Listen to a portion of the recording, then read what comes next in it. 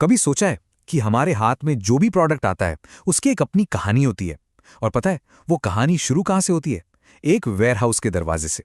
और उस कहानी का जो पहला सबसे जरूरी पन्ना है वो है अनलोडिंग। ये सप्लाई चेन का आप कह सकते हैं पहला डोमिनो है।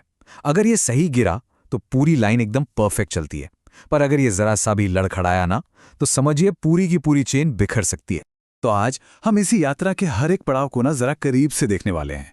हम शुरुआत करेंगे तैयारी से, फिर समझेंगे कि अनलोडिंग की असल प्रक्रिया क्या है, और आखिर में ये भी जानेंगे कि इस एक छोटे से कदम का असर पूरी दुनिया पर कैसे पड़ता है। तो देखिए, कई लोगों को लगता है कि अनलोडिंग का मतलब है बस ट्रक से सामान उतारना, पर असल में ये सिर्फ उतना ही नहीं है। ये उससे कई ज्यादा, आप कह सकते हैं, जटिल और महत्वपूर्ण काम है। ये बिल्कुल उस पहली ईंट की तरह है जिस पर पूरे वेयरहाउस की इमारत टिकी होती है। चलिए देखते हैं कैसे। अच्छा, अगर हम इसकी परिभाषा की बात करें तो अनलोडिंग का सीधा सा मतलब है किसी भी आने वाले ट्रक या कंटेनर से सामान को सुरक्षित और सही तरीके से बाहर निकालना। पर यहां एक बात समझनी होगी, ये सिर्फ मेहनत मजदूरी का काम नहीं है। ये तो सटीकता, सुरक्षा और रफ्तार का एक कमाल का मेल है। लेकिन जरा सोचिए, क्या होगा अगर ये पहला ही कदम गलत पड़ जाए? एक छोटी सी गलती का अंजाम बहुत बड़ा हो सकता है। मान लीजिए गिनती गलत हो गई तो सीधा स्टॉक में गड़बड़ी, सामान टूट फूट गया तो सीधा सीधा पैसों का नुकसान, और अगर देरी हो गई तो फिर ग्राहक तो नाराज होंगे ही। बस यही वजह है कि इस पहले कदम को एकदम नपातुला और सटीक रखना बहुत जरूरी है। पता है, एक अच्छी अनलोडिंग की प्रक्रिया तब शुरू नहीं होती जब ट्रक डॉक पर पहुंचता है। नहीं, ये तो उससे बहुत पहले ही शुरू हो जाती है। ये सब कुछ प्लानिंग का खेल है, एक बहुत ही सावधानी से की गई प्लानिंग का।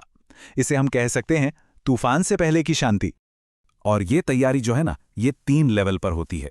सबसे पहले तो स्टेज तैयार किया जाता है, मतलब लोडिंग डॉक एकदम साफ सुथरा और सेफ होना चाहिए। इसके बाद कलाकार की एंट्री कंफर्म की जाती है, यानी आने वाले ट्रक की सारी डिटेल्स को शेड्यूल से मैच किया जाता है। और आखिर में स्क्रिप्ट की जांच होती है, मतलब सारे जरूरी कागजात जैसे कि परचेज ऑर्डर और इनवॉइस, वो सब पहले से ही रेडी और चेक किए हुए होते हैं।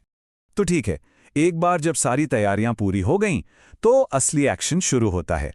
अब हम उस प्रोसेस पर नजर डालेंगे जहां शिपमेंट ट्रक से निकलकर वेयरहाउस के अंदर अपने सफर की शुरुआत करता है। देखिए, इस पूरे प्रोसेस में एक नियम है जो सबसे ऊपर है, और वो है सुरक्षा। हाँ, स्पीड जरूरी है, लेकिन सेफ्टी से बढ़कर कुछ भी नहीं। हर एक कदम पर यह पक्का करना होता है कि जो लोग काम कर रहे हैं वो भी सुरक्षित रहें, और जो सामान है वो भी। और बस इसीलिए पर्सनल प्रोटेक्टिव इक्विपमेंट, जिसे हम पीपीई भी कहते हैं, वो यहां पहनना एकदम जरूरी है। चाहे वो सिर पर हेलमेट हो, पैरों में स्टील टो वाले जूते हों, या फिर वो चमकने वाली हाई विजिबिलिटी जैकेट और दस्ताने। ये हर चीज वहां काम करने वालों को किसी भी तरह के खतरे से बचाने के लिए होती है। अब ये जो पूरी प्रक्रिया है ना, ये 8 सिस्टमैटिक स्टेप्स में पूरी की जाती है। सबसे पहले ट्रक आता है, फिर उसे सही डॉक दिया जाता है, फिर सामान उतारा जाता है, उसकी गिनती होती है, उसे चेक किया जाता है, और आखिर में उसे स्टेजिंग एरिया तक पहुंचाया जाता है। हर एक कदम बिल्कुल सोच समझकर और सावधानी से उठाया जाता है। चलिए, अब जरा स्टेप नंबर 6 पर आते हैं, इंस्पेक्शन यानी निरीक्षण। ये काम ना किसी जासूसी से कम नहीं है।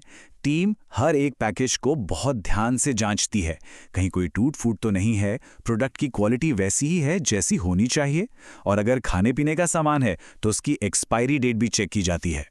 अब ये तो साफ है कि इतना सारा काम सिर्फ हाथों से तो हो नहीं सकता। इस पूरे प्रोसेस को मुमकिन बनाने के लिए कई तरह के उपकरणों यानी इक्विपमेंट का इस्तेमाल होता है, और ये उपकरण इस कहानी के, आप कह सकते हैं, बहुत अहम किरदार हैं। और हर उपकरण का अपना एक खास रोल है।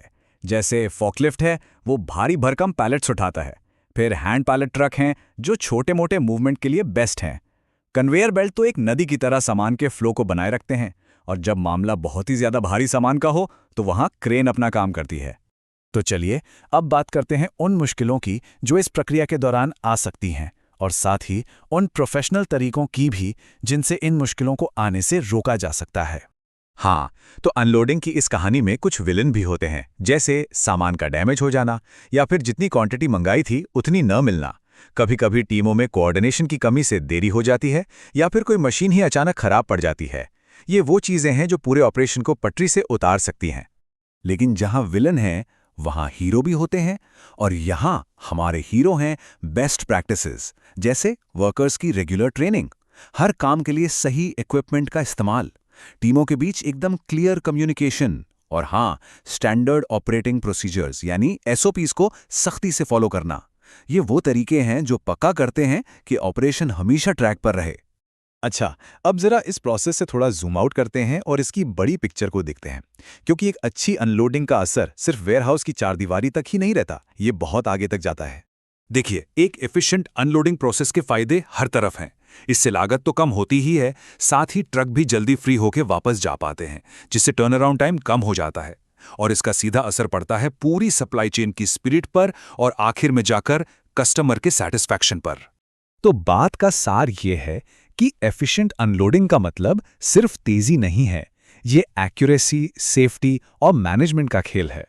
ये वो मजबूत नींव है जिस पर पूरी की पूरी सप्लाई चेन की इमारत खड़ी होती है। तो अगली बार जब घर पर कोई पैकेज आए ना, तो उसे खोलने से पहले एक पल के लिए रुकिएगा और सोचिएगा कि उस बॉक्स ने कितना लंबा सफ़र तय किया है, और उस सफ़र का जो सबसे पहला, सबसे ज़रूरी कदम था, वो उसी वेयरहाउस के एक लोडिंग डॉक पर उठाया गया था।